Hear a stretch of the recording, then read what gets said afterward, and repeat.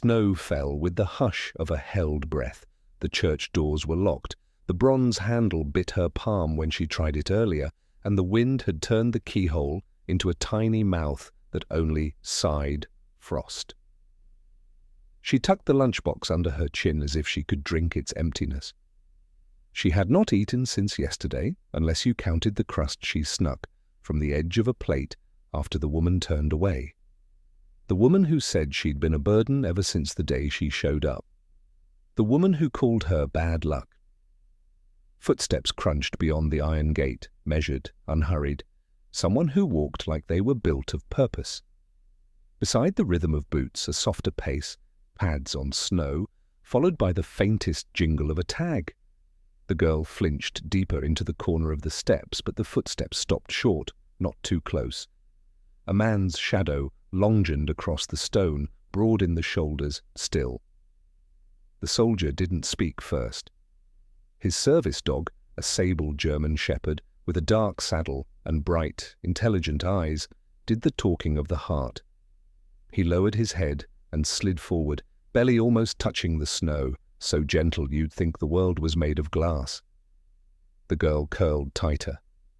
The dog paused, glanced back once for permission. The man lifted 2 fingers, easy. The dog closed the last foot and lay down, not touching her, simply matching her shape. Warmth arrived with him, a quiet that pushed the wind away. "You're okay?" the man said, voice gravel rubbed smooth by miles. "I'm going to stay right here where you can see me." He knelt, but not level with her. Lower, palms open on the ground as if he were surrendering to the cold, to her fear, to the truth of the moment. He wore a winterized duty jacket, camouflage faded at the seams. The dog's ears flicked with each syllable, waiting for cues he knew would come before even the man knew he'd give them. "What's his name?" the girl whispered, as if names might shatter. "Ajax," the man said. "He likes nicknames, though." "People call him Jax." He touched the dog's withers. Ajax's tail thumped once and stopped, polite. "I'm Daniel." She looked at the lunchbox. I'm Mara." The name felt too big in the cold. "Hi, Mara," he said softly, as if the syllables were a blanket he could wrap around her. "Is it all right if I sit on the step below you?" She nodded without meaning to. He sat. The distance stayed. Ajax breathed small clouds that rose and disappeared like secrets promised and kept. Daniel's gloved hands moved carefully toward his pack. He unzipped it slow, like a page turned. "I've got a protein bar. It's not much, but it's warm." He slit the wrapper 1/2 inch, then stopped and set it on the step between them, far enough that she'd have to choose it herself. Mara stared at the foil and then the man's eyes, searching for the trick. She'd learned the way of them, the tests, the "say please," the "what do you say when someone gives you something," the smiles that had hooks. Daniel didn't smile. He waited. Nothing in him pressed. His dog rested his chin on his paws and blinked like patient rain. She reached. The bar was chocolate and oats and mercy. She broke a piece and put it to her mouth, then froze, head tilted toward the corner of the street like a deer. Daniel noticed. "We can go inside," he said, looking toward the church. "Or somewhere warmer. If you want, it's locked." Her voice was small but steady. "Okay." He shrugged out of his jacket and, with a practiced motion, draped it over her shoulders without brushing her skin. Ajax shifted, making a soft, affirmative sound that most people would miss unless they'd lived side by side with him through hard nights. Daniel saw her eye the jacket's patches, the Velcro rectangle where a name tape had been, the scuffed elbow. He remembered just then what it was like to be 12 and think a jacket could be a house. Mara lifted the lunchbox lid, empty grey tin, and slid the remaining bar piece inside as if she were feeding a hope. Then, almost against her own rules, she opened the box again and offered that little square of sweetness to Ajax. "May he?" Daniel asked. She nodded, earnest. He deserves to eat. Ajax accepted the offering with ceremonial grace, tongue careful, eyes grateful. Daniel swallowed against the tight place that had surprised his throat. He found a hot pack at the bottom of his ruck, cracked the chemical pouch, and slipped it into her gloves like a secret ember. The wind tossed a fistful of snow across the steps. A bus hissed past. Somewhere a bell tolled the hour with a gentle scold. Daniel watched her cheeks take on a trace of colour under the jacket's collar. He looked at the street, the buildings, the window 2 floors up across the way where a woman's silhouette had watched, and then disappeared when his figure arrived. He filed the observation the way soldiers did when the world might become a map. Ajax's ear twitched. Daniel followed his gaze to a dark sedan idling a half-block down. No plates up front, a dent in the rear bumper. He filed that too. He breathed once, slow. Then, because the moment now included not only hunger, but danger, he spoke to the air as much as to the girl. Before we begin, let me know where you are watching from. Leave your country name in the comments below. And if you love stories about courage, loyalty, and community, be sure to subscribe so you don't miss the next stories. It sounded strange on a winter street, but somehow right, like asking the whole world to witness what it owed its children. "Mara," he said quietly. "Who told you?" That sentence. She pulled the ribbon from her hair and wrapped it around the lunchbox handle until the metal squeaked. "The woman," she said. "She said I don't deserve to eat if I make trouble. If I talk too much, if I cry, if I wake up too early, if I don't finish cleaning, if I'm me." The last word cracked. Ajax inched closer. He didn't nuzzle. He waited until her hand moved first. When her fingers found the thick fur at his neck, the dog exhaled as if releasing permission to breathe. Daniel kept his voice level. "How long have you been with her?" "Since my mum got sick," she said. "They said it would be a little while." But stories can get long. She lifted the lunchbox slightly. "This was my mum's when she was a girl. She said if you hold on to a thing that held love, the love can hold on to you back." He nodded. "Your mum sounds like someone who understood storms." The sedan's engine revved, then cut. Its door opened, then closed again. Whoever sat inside didn't want the neighborhood to see them getting out. Daniel wrote the scene in his bones. He slid his phone from a pocket, screen low and angled, thumbed a camera with the sound off, and took a picture of the car through his thigh like a man glancing at a text. Mara's eyes tracked the move.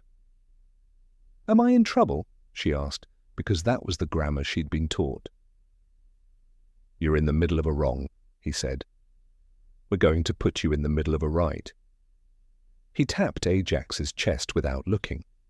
The dog's pupils narrowed. A hand signal followed, subtle as a blink. "Watch left."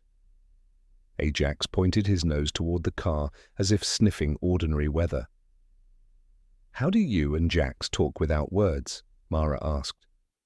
"We practiced," Daniel said, "and we learned to tell the truth fast." He hesitated. "Can I look at your knees?" She considered. Then she set the lunchbox on her lap and lifted the hem of her too-thin coat.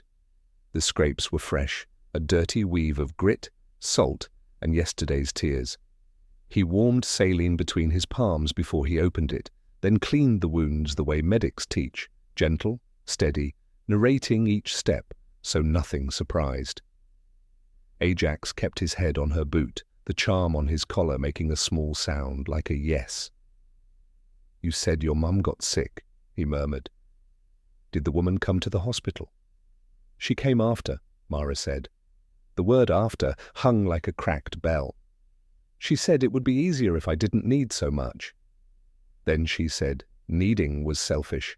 Her eyes flicked up. "Is needing selfish?" "No," he said, more fiercely than he meant to. He softened it with a half-smile that reached his eyes this time. "Needing is human. And feeding a child is not charity. It's duty." The sedan's dome light flicked on, then off. Daniel saw a shape lean forward and write something down. He felt the old switch inside his chest click from kindness to tactics without losing either. He zipped the med kit, met Mara's gaze, and held it long enough to make a promise without words. "Would you like to go somewhere warm?" he asked, "and talk to people whose job is to listen and help?" She traced the lunchbox latch with her thumbnail. "Do they send you back after?" "Not if sending back means sending you into harm," he said. "Not if I have a say." "And I do." The church's side alley offered a path out of the sight line of the sedan. Daniel calculated angles, doors, the bus schedule that could become a moving shield. He cued Ajax with the smallest pressure at the base of his skull. "Ready on me." A woman's voice cut the air behind them. "Mara!" The door across the street had opened without a sound. The silhouette from the window now had a body and a coat thrown over nightclothes. Her lipstick was too bright for morning. She gripped a grocery bag so hard the paper cried. "There you are," she said, breath smoking. "You had everyone worried sick." Mara flinched. The lunchbox handle squealed beneath the ribbon. Daniel stood, nothing about him aggressive, everything about him immovable. "We're leaving," he said. Not a threat, a weather report. The woman's eyes flicked to the jacket around Mara's shoulders, to the dog, to the man's calm. "You can't just take her," she hissed, louder than the moment needed. "She's ungrateful. She steals. She lies. She—" Ajax rose, a low hum in his chest that advised truth. The sedan door cracked open 2 inches like a mouth about to say something it would later deny. Mara stood too, small hands shaking around the lunchbox. She swallowed, found Daniel's sleeve with 2 fingers, and lifted herself on the strength of them. "Please," she whispered, voice frayed but intact, "don't send me back." The woman's voice carried across the snowy street like claws against glass. She shouted Mara's name again, but her tone cracked halfway, betraying something closer to fear than anger. Daniel's posture didn't change. He stood like a wall in camouflage, Ajax planted at his side, tail low and stiff, eyes locked on the sedan. Mara pressed herself against Daniel's sleeve, the lunchbox wedged between her chest and his arm as if it were a shield. "She'll take me," she whispered. "She'll make me pay for running." Daniel bent down enough to meet her eyes. "You're not going anywhere you don't want to go," he said. His words carried the weight of someone who'd made promises in war zones and kept them even when the ground split beneath him. The sedan's engine turned over again, headlights flared against the snow. The driver didn't get out, but Daniel caught the silhouette of a man holding a phone, snapping pictures through a half-open window. His instincts hummed with warning. This wasn't just some bitter caretaker chasing down a runaway girl. Someone else was interested in Mara. "Stay behind me," Daniel murmured. Ajax shifted, muscles rippling under his thick fur, ready for the next signal. The woman across the street started forward, her heels crunching the snow. "You don't understand?" she called, tone pitching high. "She's not your responsibility." Daniel raised a hand, palm out, not to her, but to an unspoken authority above the scene. "Every child is someone's responsibility," he replied. The words hung heavier than the snowfall. "Before we begin, let me know where you are watching from. Leave your country name in the comments below. And if you love stories about courage, loyalty, and community, be sure to subscribe so you don't miss the next stories." The walk away. Daniel didn't wait for more shouting. He tapped Ajax twice behind the shoulder. The dog shifted from guard stance to escort mode, placing himself just a half step behind Mara's right side, creating a living barrier. Daniel guided Mara down the church steps, boots crunching snow, his frame blocking the woman's approach. "Where are we going?" Mara asked, her voice barely audible over the hiss of wind. "Somewhere with heat, light, and locks that only open for the right people," Daniel said. "Do you trust me?" Mara clutched the lunchbox tighter. She wanted to say no. Saying yes had hurt too many times. But the warmth of the jacket, The way Ajax had accepted her offering without greed, the steady way Daniel spoke. It all pulled her toward yes. She nodded once. The woman called after them, her voice sharp now. "She's mine, do you hear? The court signed papers. You have no right—" Daniel didn't turn. "And you had no right to starve her." Safe house shadows, they crossed 2 blocks, weaving through alleys to shake the sedan's line of sight. Ajax checked corners without command, his head swinging left-right, then up at Daniel for acknowledgement. Each time, Daniel rewarded him with a small gesture, a flick of fingers, a nod, bond tighter than rope. Finally, they stopped at a brick building with iron bars over the basement windows. Daniel keyed a code into a steel door recessed into the wall. The lock clicked, heavy and final. Inside, the hallway smelled faintly of coffee and wet wool. A heater clanged in protest, but held steady. Daniel guided Mara into a small common room with mismatched couches. A kettle steamed faintly on a hot plate. Mara hovered in the doorway, unsure. Ajax padded past her, circled once, then flopped down heavily, sighing like the world's tension had just lifted. Daniel gestured to the nearest couch. "Sit." "Warm up," Mara obeyed, pulling the jacket tight. For the first time since he found her, her hands stopped trembling. Daniel crouched in front of her. "Tell me exactly what she meant when she said you don't deserve to eat." Mara's lips pressed together. She opened the lunchbox, empty, but for crumbs and the protein bar fragment she had saved. "She only fed me if I cleaned right. Or if I stayed quiet. Or if I wasn't in the way." Her voice cracked. "Sometimes she said food was wasted on me." Daniel inhaled slowly through his nose. He'd seen soldiers go hungry on long patrols, seen men lose weight until their bones showed. But this was different. This was cruelty at arm's length, repeated until a child believed it. Ajax whined softly, nose nudging Mara's knee.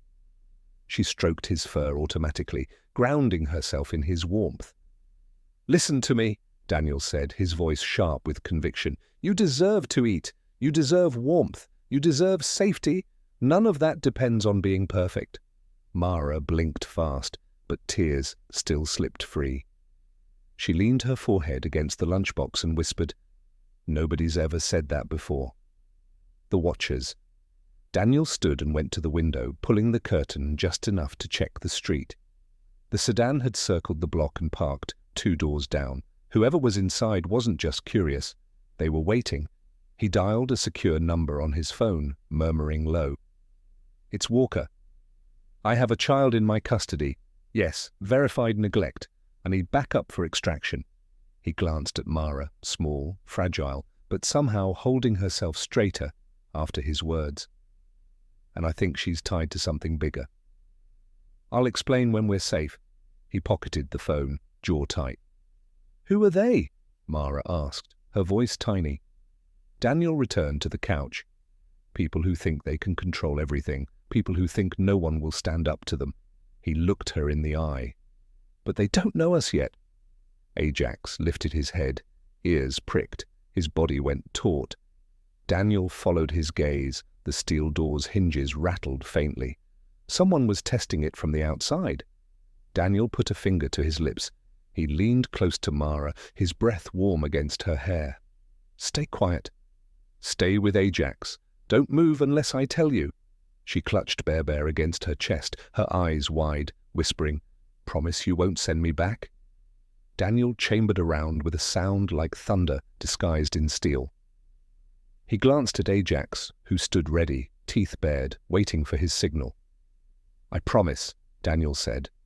The handle turned, the lock groaned, and then the door began to open. The steel door screamed on its hinges as it shifted, half an inch, then another. Cold air knifed through the crack. Mara froze, her small frame trembling. The dented lunchbox clutched so tight the metal squeaked under her fingers. Daniel raised a hand. Silent command. Ajax lowered his body, weight spread evenly, muscles quivering like a drawn bow. His teeth glinted in the thin light. The door shoved again. Whoever was outside had tools, maybe a crowbar. Daniel kept his stance calm but ready, his rifle angled low but primed. He'd learned long ago that panic made enemies braver. Calm made them hesitate. "Stay with me," he whispered to Mara. "No matter what you hear, you don't move until I say." She nodded, lips trembling. The lunchbox pressed against her chest like armor. Breach! With a sharp crack, the deadbolt finally gave. The door swung inward. 2 men in dark coats spilled into the room, their movements sharp, practiced, not neighbors, not passers-by, professionals, or close enough. The first man stepped forward, holding a flashlight like a weapon. His eyes locked on Mara. "There she is!" he hissed. "Grab her!" Ajax exploded forward before the order finished.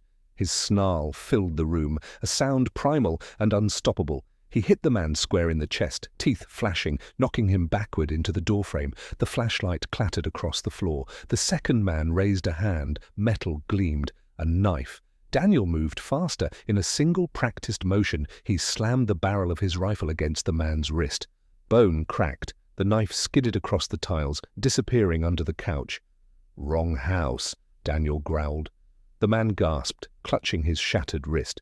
"You don't know who you're messing with." Daniel pressed the rifle muzzle to his chest. "Try me!" The whisper Mara shrank back against the couch, her knees pulled to her chest, her breath coming fast. Ajax's growls echoed in her bones as the first man writhed under him, trying to push the dog away. Ajax didn't let up. Every time the man moved, Ajax's teeth sank closer, daring him to continue. Daniel kicked the second intruder to the ground, his boot planted squarely on the man's shoulder to pin him. "Mara," Daniel said without turning, his voice steady as steel. "Look at me." Her eyes dragged toward him, wide, wet. "You're safe," he told her. "They can't take you. Not while I breathe." Her lips quivered. For the first time, she spoke without the leash of fear. "My mum said, Daddy's not dead." The words hit Daniel harder than any bullet. The standoff. The 2 men stopped struggling for a moment, the weight of Mara's whisper freezing the room. Daniel's instincts screamed, if her father was alive, if that truth had been buried, then this wasn't just about a cruel caretaker. It was about something deeper, something someone didn't want uncovered. Daniel leaned harder on the intruder's shoulder. "Who sent you?" he demanded. The man spat blood onto the floor. "You wouldn't live long enough to understand." Ajax snarled, pressing the other man tighter into the wall. His boots kicked helplessly. Daniel's phone buzzed once in his pocket. Silent alert. Backup was en route, but not here yet. He had minutes, maybe less, to keep Mara safe. "Mara," Daniel said again, softer now, "tell me exactly what your mother told you." "Every word matters." Mara hugged the lunchbox, voice small but fierce. "She said Daddy wasn't gone. She said—" They made her say it. "She said someday I'd know the truth, but I had to be brave." Daniel's jaw clenched. Whoever they weren't just abusive guardians. They were organized, dangerous, and still watching. The front tires of the sedan screeched outside. More were coming. Daniel looked at Mara, then Ajax, then the 2 pinned intruders. Decision locked into place like a chambered round. "Time to move," he said. He yanked Mara into his arms, Ajax leaping instantly to heel. Behind them the intruders cursed, but Daniel didn't look back. He knew the building wouldn't hold long. He knew the night was only just beginning. And he knew, without a doubt, that Mara's whisper about her father was the key to everything. The wind howled through the door as Daniel carried her into the storm. Snow lashed across Daniel's face as he pushed through the safe-house door, with Mara clinging to his shoulder and Ajax pressing close at his side. Behind them, the 2 intruders groaned and cursed, but Daniel had wedged the broken steel door back in place long enough to buy a few seconds. That was all they would get. The sedan outside revved its engine, headlights stabbing through the flurries. A second vehicle pulled in behind it, black SUV, tinted windows, the kind used by people who didn't want their names remembered. Mara buried her face against his neck, her small fingers clenching the collar of his jacket. They'll find us." "They always do, not tonight," Daniel murmured. He shifted her weight, balanced her with one arm, and signaled Ajax with a two-finger sweep. The shepherd darted ahead, nose low, body coiled with purpose. The alley swallowed them, a labyrinth of dumpsters, chain-link fences, and fire escapes dripping ice. Daniel's boots crunched through slush, his breath controlled, each step chosen for silence as much as speed. The escape. A spotlight snapped on from the SUV, slicing the alley in white. Ajax barked once, the signal for eyes on us. Daniel ducked behind a stack of pallets, his mind racing. He had no squad, no backup yet, just a child, a dog, and the kind of training that never really left a man. "Mara," he whispered, setting her down gently. "Hold this." He pressed the lunchbox into her lap and crouched until their foreheads nearly touched. "No matter what, you stay with Ajax. If I say run, you follow him. Understand?" Her wide eyes glistened with tears, but she nodded. "And you?" "I'll be right behind." She clutched the lunchbox tighter, as if the dented tin could anchor her to hope. Ajax nuzzled her shoulder, then looked up at Daniel, waiting. "Ready on me," Daniel mouthed. The shepherd's ears pricked. Confrontation. Two men spilled from the SUV, weapons glinting under the spotlight.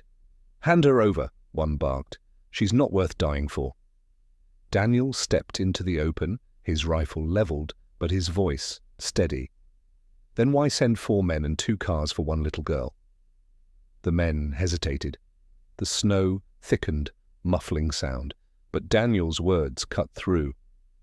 "She knows something, doesn't she?" "Something you want buried," one man sneered. "Walk away, soldier." "This isn't your war." Daniel's jaw tightened.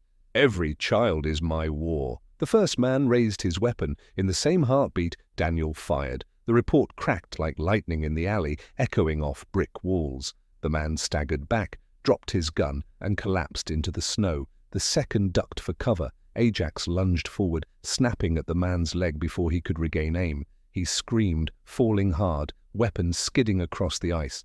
"Move!" Daniel shouted. He scooped Mara up again, sprinting toward the far end of the alley. Ajax bounded at his side, blood flecking his muzzle, but his eyes bright and focused. The revelation. They broke into a wider street lined with shuttered shops. Daniel slowed just enough to catch his breath, scanning rooftops, windows, every shadow. For now, no pursuit. Mara trembled against him, the lunchbox clattering softly with each step. "Why are they after me?" Daniel kept his eyes forward. "That's what we're going to find out." She lifted her face, pale in the streetlight. "It's because of Daddy, isn't it?" Daniel didn't answer immediately. He couldn't, not until he knew more. But he saw the fire in her eyes, the stubborn flicker of a child who had endured too much and still believed in a promise. "My mum said he wasn't dead," Mara whispered. "She said they made her lie." "And now they want me quiet." Daniel stopped beneath the awning of a boarded-up pharmacy. He crouched again, meeting her gaze. "Mara, if your father is alive, we'll find him.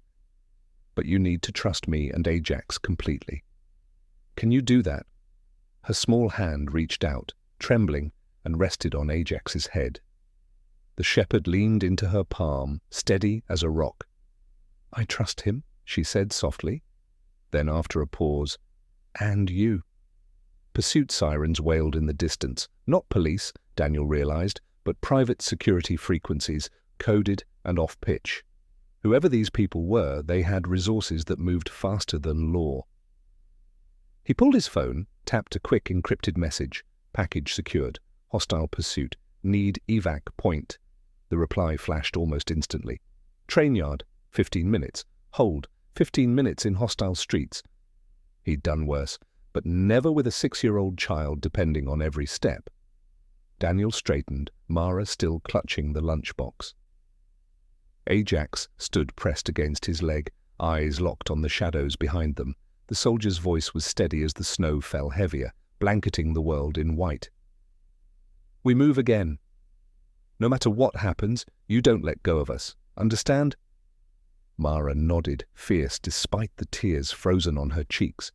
And so the three of them, broken soldier, loyal dog, fragile child, stepped into the storm, hunted by enemies, bound by something stronger than fear.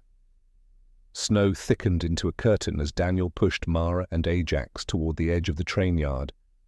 The vast expanse opened like a frozen battlefield. Rows of freight cars lined in a silence, their iron bodies crusted with ice. Floodlights swung lazily, arcs of pale yellow slicing through the blizzard. Mara's hand clenched his sleeve so tightly he could feel her fingernails even through the fabric. She carried the dented lunchbox pressed to her chest, breath shallow, eyes darting at every echo. Ajax trotted ahead, his paws crunching on gravel dusted with snow, his head swiveling with trained precision. "This place is scary," Mara whispered.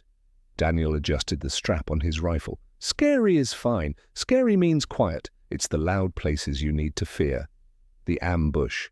They were halfway across the yard when Ajax froze. His hackles bristled, teeth bared. Daniel knew the signal. Movement close, danger certain. Shadows detached from the dark undercarriage of a freight car. 3 men, heavy coats. One raised a flashlight, another carried a radio. The third, Daniel noticed immediately, kept his right hand inside his jacket. Gun. "End of the line, soldier," the radio man called. His voice bounced off the metal cars. "Hand over the girl and maybe we let you walk out." Daniel pulled Mara behind him, his own breath fogging in front of his lips. "You don't want to test that, maybe," he said. His tone was even, but his finger curled tight against the trigger. The man smirked. "She knows something she shouldn't." "She belongs to us. No child belongs to anyone," Daniel shot back. "Not anymore." Ajax growled low, crouching to spring. "Trust in motion." The men advanced. Mara trembled, clutching the lunchbox so hard her knuckles whitened. "They'll take me," she whispered. "They'll lock me where no one finds me." Daniel leaned down just enough for her to hear. "Do you trust Ajax?" Her lips quivered, but she nodded. "Then do what he tells you." Without hesitation, Ajax nudged her leg and bolted toward the left flank, guiding her along the narrow gap between 2 cars. Mara followed, stumbling on gravel but refusing to let go of the dog's fur. The men cursed, distracted by the sudden motion. Daniel used that second. He pivoted, fired. One man dropped with a cry, clutching his shoulder. The other 2 scattered for cover. The revelation. Behind the freight car, Mara pressed against the icy steel, Ajax shielding her with his body, her breath fogged in quick bursts. She dared to whisper, "Why do they want me?" Ajax tilted his head, ears straining toward the firefight, but he nudged her lunchbox with his nose.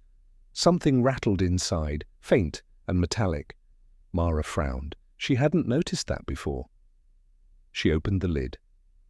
Beneath the protein bar wrapper lay a false bottom she'd never seen. Her tiny fingers pried it open. Inside, a folded photograph and a strip of paper covered in codes. The photo showed a man in uniform, strong jaw, same brown eyes as hers, alive. Beneath it, in faded ink, for Mara. "If I can't come home, follow the numbers." Dad her. Heart slammed against her ribs. Her father wasn't just alive, he had left her a trail. Fire and steel gunfire cracked again, sharp and close. Mara flinched. Daniel rolled into view, sliding behind the freight car with her. "Are you okay?" he asked, his eyes scanning her face, then Ajax's posture. She held out the photograph with trembling hands. "He's alive." "Daddy's alive." Daniel's gaze flicked over the image, his soldier's mind processing faster than thought.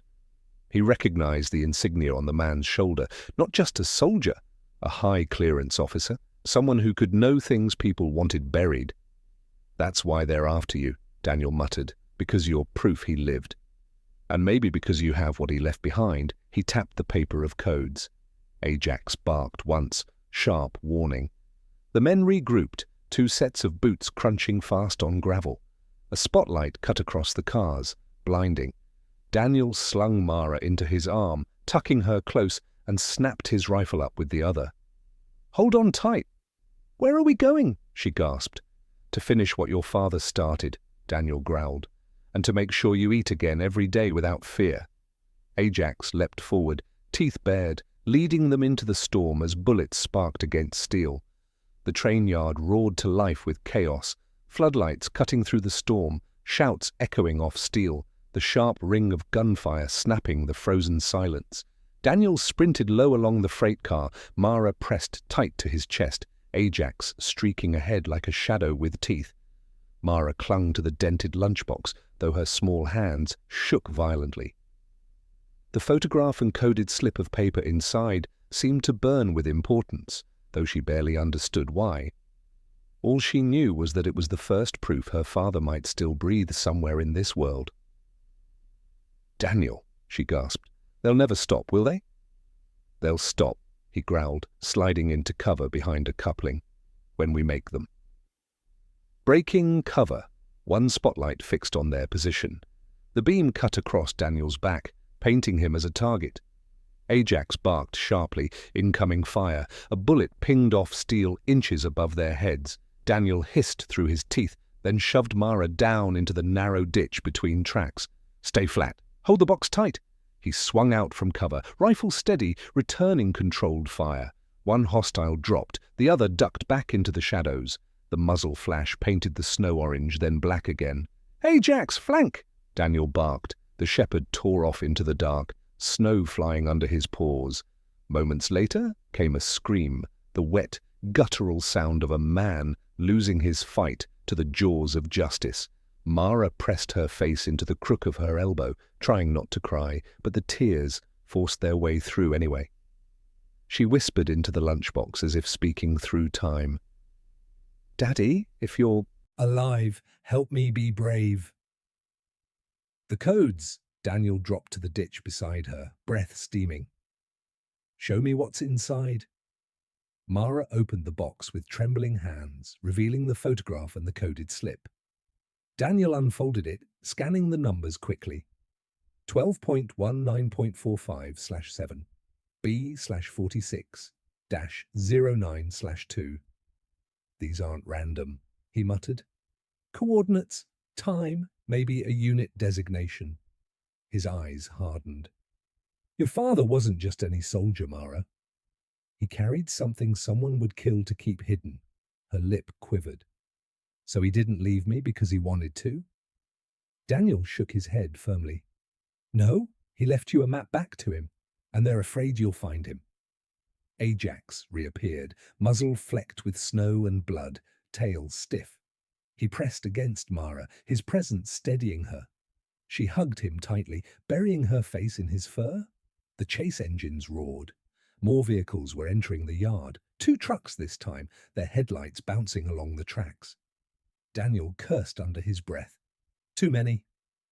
"We won't outrun them." He glanced at the idling freight train at the far end of the yard, steam hissing faintly from its frozen joints. An idea sparked. He scooped Mara up again. "We're not running." "We're riding." Mara blinked. "Riding?" He nodded toward the train. "That one's leaving whether we're on it or not." "And it'll take us far from here." Gunfire erupted behind them.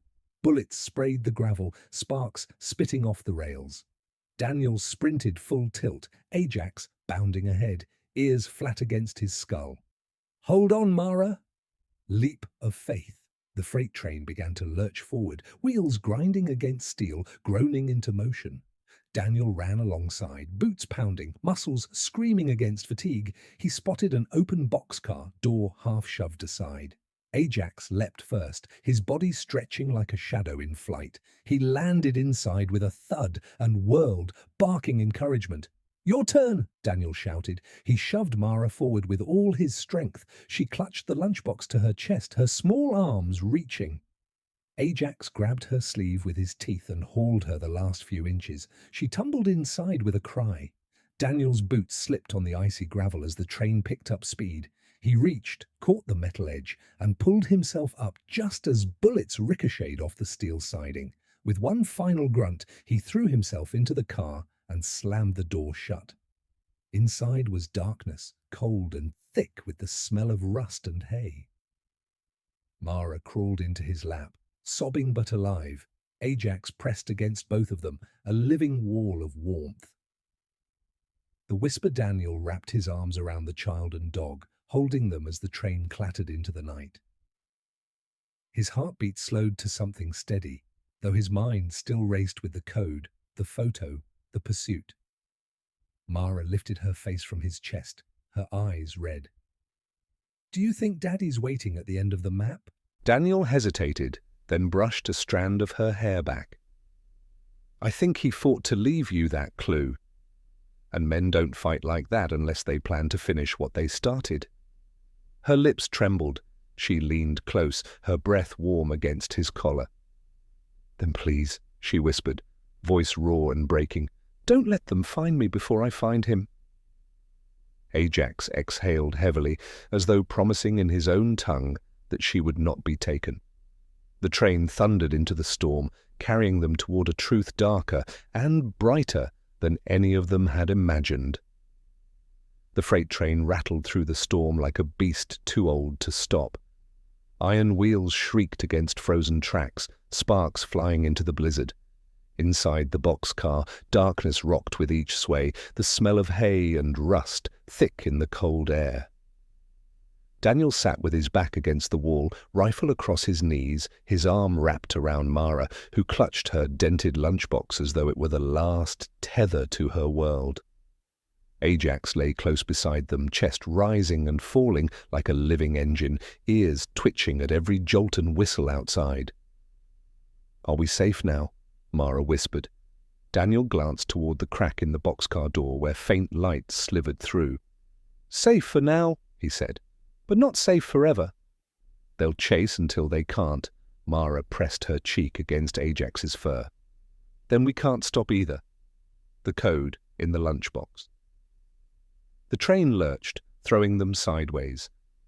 Daniel steadied Mara, then pulled the slip of paper from the false bottom of her lunchbox. The numbers stared up at him in their cryptic order: 12.19.45/7, B/46-09/2. He whispered them aloud, each syllable weighed. Mara leaned forward, her breath frosting in the air. "What do they mean?" Daniel rubbed his stubbled jaw. "The first looks like coordinates. 12, 19, 45, could be latitude. The second, 7B, could be a unit code.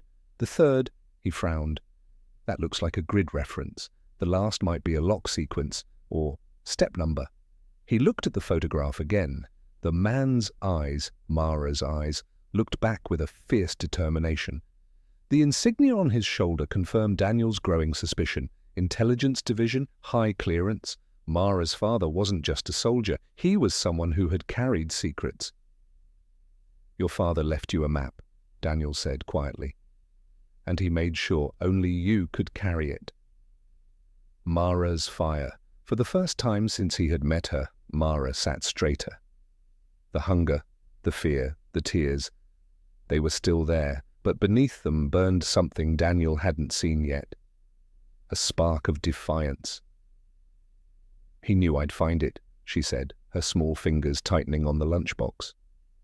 "He trusted me." Daniel nodded. "And that means he's still out there, waiting for you to follow." Her voice shook, but it carried steel. "Then we can't stop until we find him." Ajax let out a low rumble, not a growl, but agreement. His eyes met Daniel's, reading him the way only a battle-forged partner could. The pursuit returns. The train screamed as it crossed a bridge. Through the gap in the door, Daniel saw headlights weaving across the snowy road below, following parallel to the tracks. Black SUVs again, their beams slicing the night. "They're not giving up," Daniel muttered. Mara's eyes widened. "They found us. They're trying." Daniel slung the rifle across his chest, then reached up to pull the boxcar door open wider. Cold air knifed inside, whipping Mara's hair into her eyes. The tracks rattled beneath them, sparks flying as the train hit a curve. Ajax padded forward, standing at Daniel's side, his posture rigid, ready.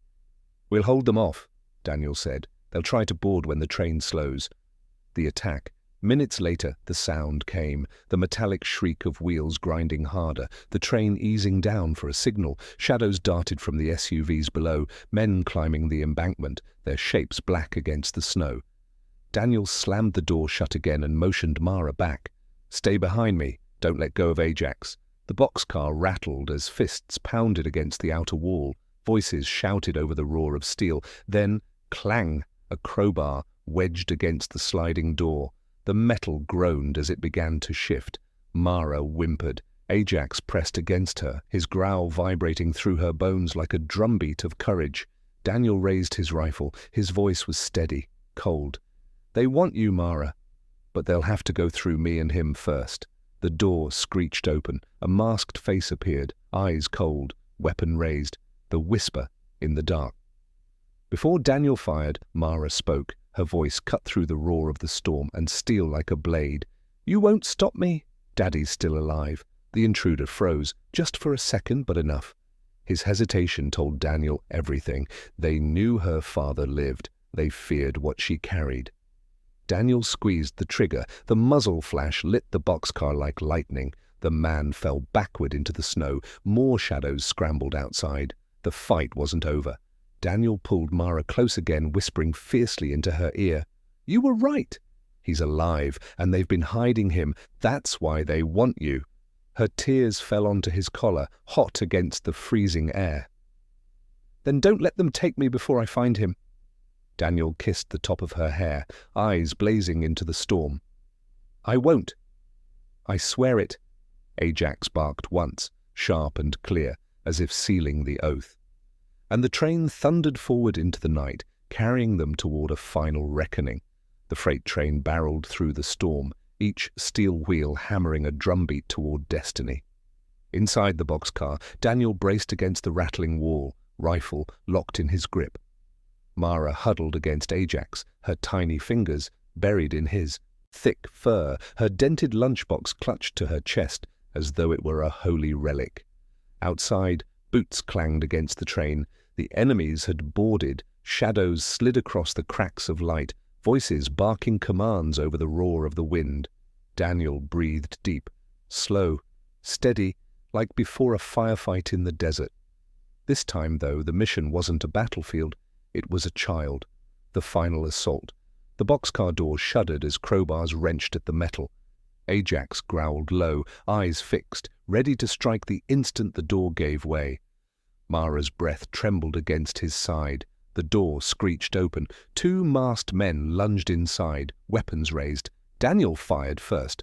The flash lit the car, thunder echoing through the night. One man dropped instantly. The second charged, slamming Daniel against the wall, their struggle rattling the whole car. "Run!" Daniel barked, but Mara didn't run. She stayed, clutching Ajax, whispering to him through her tears, "Protect him!" Ajax leapt. His body became a streak of muscle and fury, teeth clamping down on the attacker's arm. The man screamed, his gun clattering to the floor. Daniel wrenched free, slammed his rifle butt into the man's jaw, and dropped him cold. For a moment, silence reigned, only the thunder of the train and the ragged breath of survivors. The truth revealed. Daniel crouched, pulling Mara close. "It's over," he said, though he knew more could still be clinging to the roofs, to the shadows. "You're safe, for now." Mara lifted the photograph again, her tears streaking the faded image of her father's face.